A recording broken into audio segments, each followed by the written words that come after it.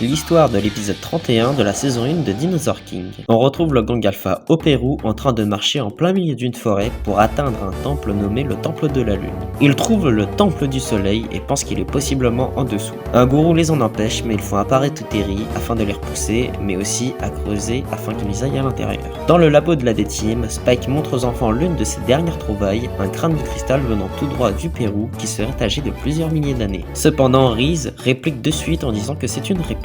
Champ chope le crâne et avec Ace et Paris, il joue avec, mais Paris l'écrase trop fort et il se brise. Un dinosaure apparaît, du coup les enfants se téléportent, laissant Spike triste en train de ramasser les déchets. Une fois sur place, ils retrouvent le gourou et ses apôtres qui leur parlent du gang Alpha. Vu la détermination des enfants, le gourou est d'accord que les enfants les accompagnent afin de les faire dégager. D'ailleurs, le gang Alpha se perd à l'intérieur du temple, ce qui rend vénère Ursula qui donne un coup de pied au mur. Et par surprise, une capsule avec une carte d'aptitude surgit, à croire qu'ils ont possiblement de la chance. Une fois à l'intérieur, le groupe trouve Terry. Les groupes se trouvent et le trio leur raconte la raison de leur venue. Comme dans les mines avec le Futabazor, il s'agit de trouver du métal alpha pour leur machine alpha. Max se fait apparaître une champ et les deux dinosaures s'affrontent, mais Terry a l'avantage en premier, mais il se fait vite mettre à terre. Max utilise sa carte d'aptitude coup de foudre, mais Ursula lance sa toute nouvelle carte d'aptitude qui fait apparaître un dinosaure protégeant et recevant la foudre lancée contre Terry. Le Pauposaurus permet d'absorber les attaques et de servir de bouclier. Par la suite, Terry attaque Champ et le nouveau dino s'interpose devant Champ quoi qu'il fasse. Max utilise sa carte charge électrique mais il est encore intercepté. Ensuite un passage secret se dévoile et le gang Alpha le pénètre en premier. Lors de l'expédition, les deux groupes font face à plein de pièges différents. La D-Team entre dans une grande pièce et découvre que le gang Alpha sont en possession d'un crâne de cristal rempli de métal alpha. Ils refont apparaître Terry et Rex contre-attaque en faisant apparaître Ace. Mais encore une fois, Ursula utilise sa carte du Pauposaurus qui bloque le Carnotaurus. Rex a l'idée d'utiliser sa carte d'aptitude attaque ninja, mais le bloqueur swipe